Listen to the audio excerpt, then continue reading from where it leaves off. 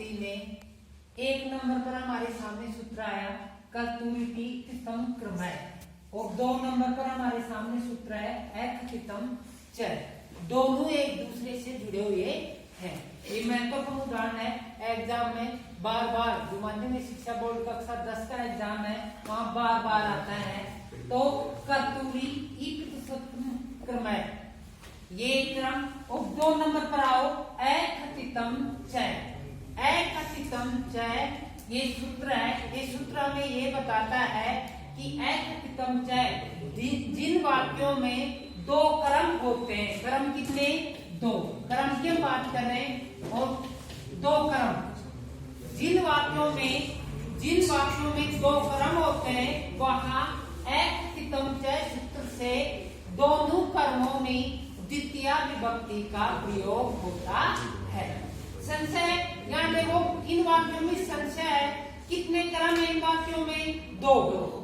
Number 1 पर तो सूत्र आया था कर्तुरीति सतम क्रमय, कर्ता क्रिया के द्वारा जिसको सबसे अधिक चाहता है उसे हम क्रम कहते हैं। बहुत तो साधारणतया क्या होता है क्रम, लेकिन 2 नंबर का सूत्र हमें ये बता रहा है कि एकतितम च 2 क्रम। कितने क्रम बता रहे हैं 2 क्रम। जिन वाक्यों में 2 क्रम होते हैं वहां एकतितम च सूत्र से दोनों क्रमों में, कितना बोल रहा हूं मैं क्रम 2, दोनों क्रमों में द्वितीय विभक्ति का प्रयोग होता है।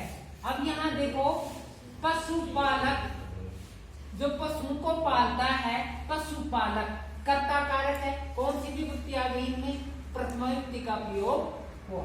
पशुपालक गाम दुग्धम, गाय के दुग्धम यानी दूध को दोग्धी दोता है, गाय का जो दूध है उसको दूता है। अब यहाँ इस वाक्य में ध्यान दे कितने क्रम है 2 क्रम। एक तो क्रम ये रहा गाम और एक क्रम ये रहा दुग्धम। गाम दुग्धम दोनों क्रमों में कौन सी विभक्ति का प्रयोग हो रहा है द्वितीय विभक्ति का प्रयोग हो रहा है। कौन सा सूत्र से एकतितम च, पशुपालक गाय के दूध को दोग्धी दूता है।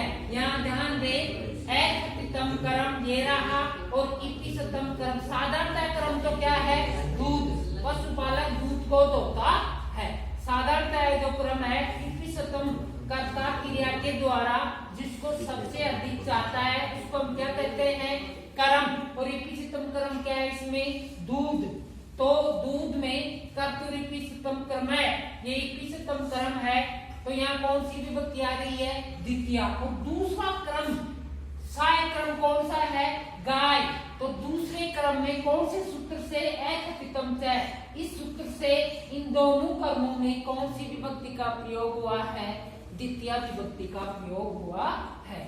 संस्कृत साहित्य है उसमें अब भ्रम होता है कि 2 क्रम का आएंगे, तो 16 धातु, संस्कृत में कितने धातु बताया है 16 धातु ऐसी हैं जिनमें कितने क्रम आते हैं 2 क्रम।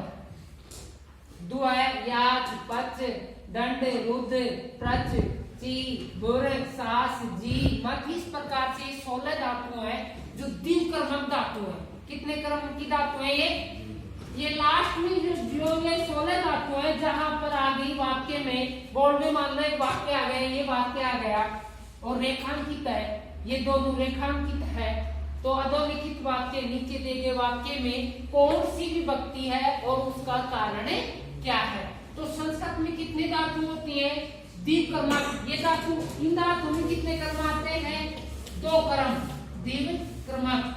जो ये 16 धातु है कैसी धातु है द्विक्रमक। इन धातु को देखते ही आप पहचान सकते हो कि इनमें कितने क्रम है 2 क्रम द्विक्रमक धातु है। तो 2 क्रम जहाँ आएंगे वहां कौन से सूत्र से एकतितम च सूत्र से दोनों क्रमों में, कितने क्रम बोल रहा हूं मैं 2, एक क्रम में बोल रहा हूं मैं, दोनों क्रमों में द्वितीय विभक्ति का प्रयोग होता है। अब यहाँ देखो पशुपालक गाय के दूध को दोता है। दुह, दुह यानी दोना, दुह धातु आ गई, द्विक्रमक है, इसमें कितने क्रम आ गए 2।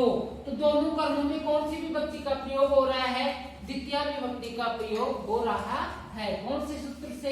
एक कृतम च, इस सूत्र से द्वितीय विभक्ति का प्रयोग हो रहा है। इसमें देखो भिक्षक नृपम भिक्षाम याचते, भिक्षक नृपम भिक्षाम याचते। जो भिक्षक है, भिखारी है, वो नृपम राजा से भिक्षा याचते यानी मांगता है। याच धातु आ गई, देखो ये रही याच। तो या धातु जहां आ गई वहां कितने क्रम आते हैं? या धातु का सीधा धातु है द्विक्रमक। कितने क्रम आ गए इसमें? 2। इपिसतम क्रम तो क्या है? भिक्षा, भिखारी याचते यानी मांगता है। सबसे अधिक किसको उतारा है? भिक्षा को। तो इपिसतम क्रम ये रहा। और एकपितम क्रम सहायक गौण क्रम ये क्या है? नृपम राजा। तो दोनों कर्मों में कौन से सूत्र से, एकपितम च सूत्र से कौन सी विभक्ति का प्रयोग हुआ? द्वितीय विभक्ति का प्रयोग होता है। नृपम भिक्षाम, नृपम भिक्षाम। यहाँ ये नहीं लिखेंगे आप। मान लो आप एग्जाम इस प्रकार से नृप लिख दो और यहाँ लिख दो भिक्षाम। ये इपिसितम क्रम है, ये इपिसितम क्रम है, बिल्कुल सही। यहाँ द्वितीय विभक्ति का प्रयोग कर दिया। लेकिन ये भी क्या है? गौण क्रम है। ये भी क्या है? एकपितम च सूत्र से यहाँ भी कौन सी विभक्ति का प्रयोग होगा? द्वितीय विभक्ति का प्रयोग होगा। इस प्रकार ध्यान दे, एकपितम च सूत्र जहाँ आ गया वहां कितनी धातु आ जाती है? 16। दुआ यानी दोना, याच यानी मांगना, पच यानी पकाना, दंड देना, रोकना, प्रच यानी पूछना, चुनना, बोलना, शासन करना, जी यानी जीतना, मत यानी मतना। तो ये संस्कृत में 16 धातु है। जहां आ गई वहां पर और कितने क्रम आएंगे इनमें? 2 क्रम। और दोनों कर्मों में कौन सी विभक्ति का प्रयोग हो रहा है? द्वितीय विभक्ति का प्रयोग होता है।